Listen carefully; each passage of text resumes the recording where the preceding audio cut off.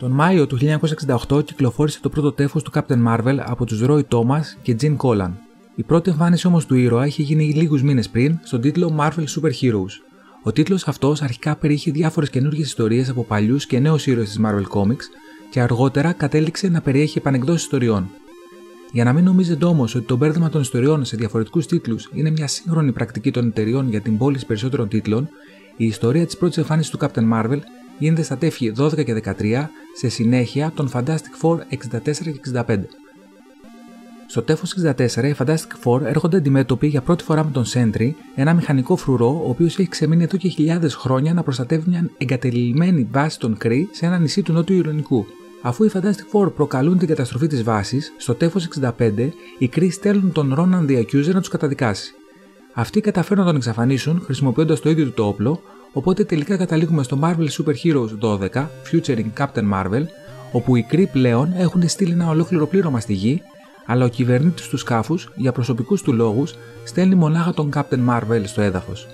Όσον αφορά την οργάνωση του πληρώματος, βλέπουμε ότι είναι επηρεασμένη από την τηλεοπτική σειρά της εποχής Star Trek The Original Series, καθώς ο κυβερνήτης, η νοσοκόμα και ο Marvel έχουν διαφορετικό χρωματισμό στη στολή λόγω καθηκόντων επιδημοπλοίου, ενώ η νοσοκόμα Ούνα αναφέρει ότι το να πηγαίνει κάποιος μόνος του στην επιφάνεια ενός ξένου πλανήτη είναι ενάντια στην τυπική πρακτική.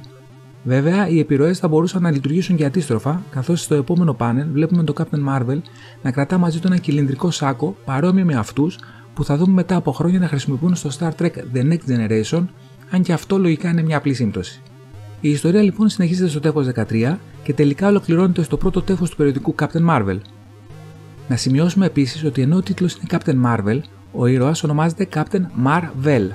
Αυτό συμβαίνει γιατί η Marvel Comics θέλει να διατηρήσει τα δικαιώματα του ονόματος, καθώς ο πρώτος ήρωας με το ίδιο όνομα εκδόταν παλιότερα από την Fawcett Comics με πρώτη εμφάνιση στην δεκαετία του 40 και η DC Comics είχε πλέον στο δυναμικό της τον ήρωα, τον οποίο είχε σκοπό να επανεκδώσει στο περιοδικό Shazam.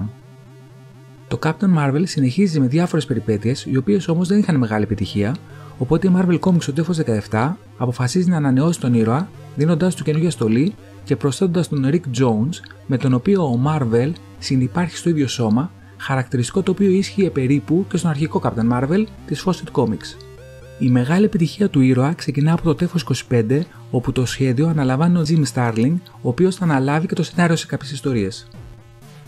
Σχεδόν 10 χρόνια μετά από την πρώτη εμφάνιση του ήρωα στην Αμερική, τον Νοέμβριο του 1977, κυκλοφορεί στη χώρα μας το Εκδικητές τεύχος 1 από την Καμπανά Ελλάς, όπου ως δεύτερη ιστορία υπάρχει το Captain Marvel, ξεκινώντας από το αμερικάνικο τεύχος 28. Λίγα χρόνια αργότερα, το 1980, θα διαβάσουμε τις πρώτες ιστορίες του ήρωα σε ένα όχι αμιγώς υπερηρωικό περιοδικό, στο Black της νέας περίοδου. Ενώ το 1986 η Mammoth Comics έχει ξεκινήσει να εκδίδει τη σειρά Extra Super ήρωες στα πρότυπα του τίτλου Marvel Super Heroes και σε κάθε τεύχος εκδίδει ιστορίες διαφορετικών ηρώων. Στο τέταρτο τεύχος λοιπόν της σειράς έχουμε την εμφάνιση του Captain Marvel. Σε αυτό το βίντεο θα δούμε εν συντομία την ιστορία του τεύχους, θα συγκρίνουμε την ελληνική με την αυθεντική αμερικάνικη έκδοση και θα εμβαθύνουμε στο φανταστικό κόσμο των ελληνικών εκδόσεων του κόμικ Extra Super ήρωες Captain Marvel, τεύχος 4.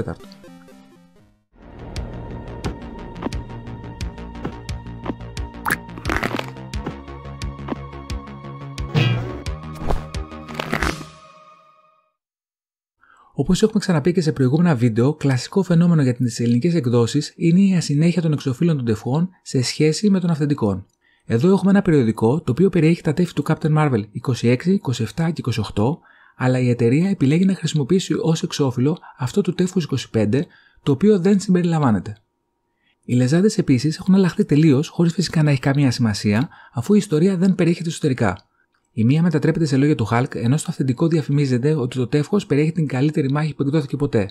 Τα λόγια του Captain Marvel κόβονται και μετατρέπονται σε απάντηση του Hulk, σε αντίθεση με τα αυθεντικά μπαλούν, όπου ο ήρωας απορεί γιατί του επιτίθενται όλοι αυτοί. Ενώ τέλος, η λεζάντα, όπου είχε ένα είδος τίτλου για την ιστορία, έχει μεταφρασμένο ένα κομμάτι του τίτλου, ο οποίος βρίσκεται στην πρώτη σελίδα του τεύχους 25, το οποίο όμως, όπως είπαμε, δεν συμπεριλαμβάνεται. Πάμε λοιπόν να δούμε την ιστορία. Ο Captain Marvel εισβάλλει στο δωμάτιο της Lou Ann Sanava, η οποία είναι η κοπέλα του Rick Jones, για να καταλάβει γιατί συμφώνησε με την παγίδα του Super Skrull στο προηγούμενο τεύχος. Κλασική περίπτωση έλλειψης συνέχειας για το ελληνικό κοινό. Αυτή του λέει για τον Thanos, ο οποίος κυβερνά τον Τιτάνα, έχοντας ένα στρατό από εξωγήινους πειρατές, και έχει στρατολογήσει τον controller προκειμένου να υποδουλώσει πολλούς επιφανείς ηγέτες της γης για λογαριασμό του. Του αποκαλύπτει ότι και η ίδια ήταν υπό τις διαταγές του και προσπαθεί να τον δολοφονήσει, αλλά αποτυγχάνει. Από μακριά, ο Θάνος και οι δύο Skrulls παρακολουθούν το ζευγάρι και ο Scrag, ένας από τους Skrull, καταστρώνει ένα σχέδιο σύμφωνα με το οποίο ο Super Skrull ξεκινάει μια μάχη με τον Thing, οδηγώντας τον σε ένα κατελελειμμένο κτίριο. Ο Rick Jones, ακολουθώντας τις πληροφορίες της Luan, πηγαίνει στο ίδιο κτίριο και βρίσκει τον Thing. Εδώ έχουμε ένα χείρο στη map που, όπως έχουμε πει πολλές φορές, κλασικά ξεκινά με διαμάχη μεταξύ των ηρώων, καθώς ο ένας πιστεύει ότι ο άλλος είναι ο Super Skrull μεταφιεσμένος. Μετά τον καυγά ξεκαθαρίζει η σύγχυση και θυμωμένος που το σχέδιο του Scrag απέτυχε, ο Θάνος φαινομενικά τον σκοτώνει. Η κραυγή τραβά την προσοχή των δύο ηρώων και βρίσκουν τον Scrag μεταμορφωμένο σε πέτρα και τον Θάνος να καμαρώνει ότι σύντομα θα είναι ο κυβερνήτης της γης. Ο Θάνος διώχνει τον Thing εύκολα με μια χειρονομία και αναγκάζει τον Marvel να μεταμορφωθεί ξανά σε Rick Jones, ενώ τους τηλεμεταφέρει όλους μακριά εκτός από τον Thing. Στο σκάφος του Θάνος πλέον, αυτός χρησιμοποιώντας τη συσκευή Might Cyclone στον Rick Jones, καταφέρει να πάρει πληροφορίες από το μυαλό του Captain Marvel για την τοποθεσία του Cosmic Cube, ο οποίος βρίσκεται στη γη στη Λουζιάννα, στο νησί Isle Dernieris. Ο Rick Jones βρίσκεται κλειδωμένος σε ένα παράξενο κελί, απελευθερώνεται από τους Mentor και Eros που του εξηγούν ότι είναι η αντίσταση ενάντια του Θάνος. Ο Θάνος είναι ο γιος του Mentor και ο Eros ο αδερφός του. Ο Rick Jones ανταλλάσσει θέση με τον Marvel και ο πρώην στρατιώτης των Kree συμμαχεί με τους δύο Eternals στην αποστολή τους. Εν τω μεταξύ, ο Θάνος μαζί με τη Lady Death φτάνουν στο Isle Dernieris και πλησιάζουν την τοποθεσία του κοσμικού κύβου όπου συναντούν τον Drax the Destroyer. Η σκηνή στη συνέχεια μεταφέρεται στο Μέγαρο των Εκδικητών, όπου εκεί έχει πάει η Luan και αφού πλέον έχει ξεφύγει από τον έλεγχο του Θάνος, τους προειδοποιεί για αυτόν. Ο Captain Marvel, ο Mentor και ο Eros, νικώντας τις δυνάμεις του Θάνος, φτάνουν στην αίθουσα όπου υπάρχει ο υπολογιστής που κατέγραψε τις πληροφορίες που έκλεψε από το μυαλό του Rick Jones και θέλουν να τον καταστρέψουν. Εκεί ο Captain Marvel έρχεται αντιμέτωπος με τον Super Skrull, όπου οι δύο τους δίνουν μια μάχη με τον Marvel να βγαίνει νικητής. Ο Marvel ανασυντάσσεται με τον Mentor και τον Eros και αναχωρεί για τη γη για να σταματήσει το Θάνος, ενώ οι δύο άλλοι παραμένουν πίσω για να ανακαταλάβουν τον Τιτάνα. Ο ήρωας φτάνει στη γη όπου συναντάει τους εκδικητές και αυτοί τον πάνε στη Luan, η οποία είναι σε πολύ άσχημη κατάσταση. Ο Captain Marvel τους ενημερώνει για την απειλή και τα σχέδια του Θάνος και ο Iron Man του εξηγεί ότι η συσκευή του controller είναι αυτή που αρρωσταίνει την Luan και ότι δεν μπορούν να την αφαιρέσουν χωρίς να την σκοτώσουν. Ενώ γίνεται αυτή η συζήτηση, ο controller έχει γλιστρήσει μέσα στην έπαυλη και κρυφά νικά έναν όλους τους εκδικητές, ώσπου φτάνει στον Captain Marvel λέγοντάς του ότι ήρθε μέχρι εκεί για να ανακτήσει τη Luan. Η ιστορία μεταφέρεται στη σπηλιά του Isle Dernieris, όπου ο Drax the Destroyer λέει στον Θάνος ότι δεν θα τον αφήσει να αποκτήσει ποτέ τον Cosmic Cube και ο Θάνος τον τοποθετεί μέσα στην δίνη συγχρονισμού χρόνου μυαλού. Αυτός μετά από διάφορες διαμάχες τελικά ελευθερώνεται, αλλά η υπερπροσπάθειά του τον κάνει να χάσει τις αισθήσεις του, με αποτέλεσμα ο Θάνος να πάρει εύκολα τον Cosmic Cube. Στην έπαυλη των εκδικητών, ο Captain Marvel παλεύει με τον controller, ο οποίος έχει ενισχύσει σημαντικά τις δυνάμεις του από τον Θάνος και τον νικά κατεβάζοντας ένα βουνό εξοπλισμού πάνω του. Παίρνει την Luan, ενώ κάτω από τα συντρίμμια ο Captain Marvel έχει επιστρέψει στη μορφή του Rick Jones, με τον Rick να είναι καθυλωμένος αλλά ασφαλής, χωρίς όμως να αντιλαμβάνεται που πήγε ο Captain Marvel, καθώς τα Nega Bands του πλέον δεν λειτουργούν. Ο Captain Marvel έχει μεταφερθεί στο μεσοδιάστημα από την διαστημική οντότητα Aeon, ο οποίος του δηλώνει ότι για να μπορέσει ο Captain Marvel να νικήσει τον Θάνος, ο Marvel, ο στρατιώτης, πρέπει να πεθάνει. Εδώ λοιπόν ολοκληρώνεται το τεύχος. Στον τομέα του χρωματισμού έχει γίνει εξαιρετική δουλειά, όπως άλλωστε και στα περισσότερα τεύχη της Mammoth Comics. Είναι τόσο καλή η ποιότητα του χρωματισμού που ξεπερνά ακόμα και αυτή των αυθεντικών της Marvel. Όσον αφορά το lettering, και εδώ το μόνο που έχουμε να πούμε είναι πολύ καλά λόγια. Χρησιμοποιείται μια custom γραμματοσυρά με ευκρινέστατα κενά ανάμεσα στα γράμματα και τις σειρές. Τα γράμματα τονίζονται μονάχα όταν πραγματικά απαιτείται, ενώ η εναλλαγή από κεφαλαία σε μικρά για να ξεχωρίσουν τα στοιχεία που ακούγονται από τον υπολογιστή είναι και αυτή εξαιρετική. Τα ηχητικά εφέ δεν μεταφράζονται, το οποίο κατά τη γνώμη μου είναι σωστό, καθώς ένα μπαμ ή ένα boom στα ελληνικά δεν προσφέρει τίποτα στην ελληνική απόδοση της ιστορίας. Το lettering έχει γίνει από την μάχη Δελεζίου, η οποία στα τέλη της δεκαετίας του 80 φαίνεται να σταματά, και βλέπουμε σε τίτλους Mammoth Comics να χρησιμοποιείται μια τυποποιημένη γραμματοσυρά τύπου γραφομηχανής. Δυστυχώς δεν κατάφερα να βρω κάποιες περαιτέρω πληροφορίες για την κυρία Δελεζίου. Η μετάφραση επίσης είναι πολύ καλή και πολύ καλά προσαρμοσμένη στα ελληνικά δεδομένα. Ένα ενδεικτικό παράδειγμα είναι στο πάνελ όπου ο Thing συνέρχεται από το χτύπημα του Θάνους και αντιλαμβάνεται ότι όλοι έχουν εξαφανιστεί, λέει Cripes. Πολύ σωστά αυτό αποδίδεται ως Χριστέ μου, καθώς η λέξη Cripes χρησιμοποιείται ως ένδειξη ενόχλησης.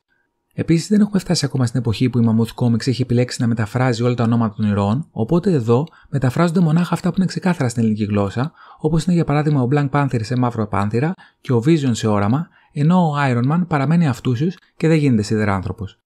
Η επιμονή της με τη μετάφραση θα σχολιαστεί αρκετά σε στήλες αλληλογραφίας τα επόμενα χρόνια από τους αναγνώστες, με ιδιαίτερα άγαρμπες απαντήσεις του διευθυντή των εκδόσεων κ. Τσίτσοβιτς απέναντι στους νεαρούς τότε αναγνώστες, που θεωρώ ότι ακόμα και για τα δεδομένα της εποχής ήταν άκομψες. Σελίδες ποικίλης ύλης δεν μπορούμε να πούμε ότι έχει το τεύχος. Στην πρώτη σελίδα βλέπουμε πάλι τον τίτλο της σειράς με ένα πυραγμένο εξώφυλλο του Captain Marvel 27, το οποίο όπως είπαμε είναι η δεύτερη ιστορία του τεύχους. Ακριβώς μετά έχουμε ένα μεγενθυμένο πάνελ της δεύτερης ιστορίας. Στο τέλος της δεύτερης ιστορίας έχουμε μια απεικόνιση του Τιτάνα, η οποία υπάρχει και στο αντίστοιχο αμερικάνικο και είναι μια παραπομπή από την πρώτη σελίδα της ιστορίας και έξυπνα προσθέθηκε στο τεύχος. Μετά την ολοκλήρωση και της τρίτης ιστορίας υπάρχει ένα μεγενθυμένο 2-page panel άνευ ουσίας, ενώ στην τελευταία σελίδα υπάρχει διαφήμιση του περιοδικού X-Men. Τέλος, στο οπισθόφυλλο υπάρχει και πάλι το πρώτο πάνελ της τρίτης ιστορίας με ένα σχόλιο από τον Stan Lee. Το Extra Super Heroes τεύχος 4 ήταν ένα περιοδικό εικαστικά πιστό στην αυθεντική έκδοση με ακόμα καλύτερο χρωματισμό και με μια ικανοποιητική μετάφραση. Η ιστορία είχε ήδη ξαναεκδοθεί από την Καμπανά Ελλάς στη χώρα μας, αλλά αυτή τη φορά ήταν σε όλους τους τομείς καλύτερη.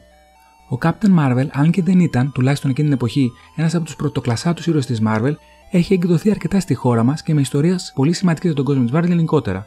Οι ιστορίες αυτές είναι που θα στρώσουν τον δρόμο για τα μεγάλα event της Marvel, Infinity Gauntlet, Infinity War και Infinity Crusade, τα οποία πλέον είναι πασίγνωστα μέσα από τα κινηματογραφικά blockbuster του Marvel Cinematic Universe.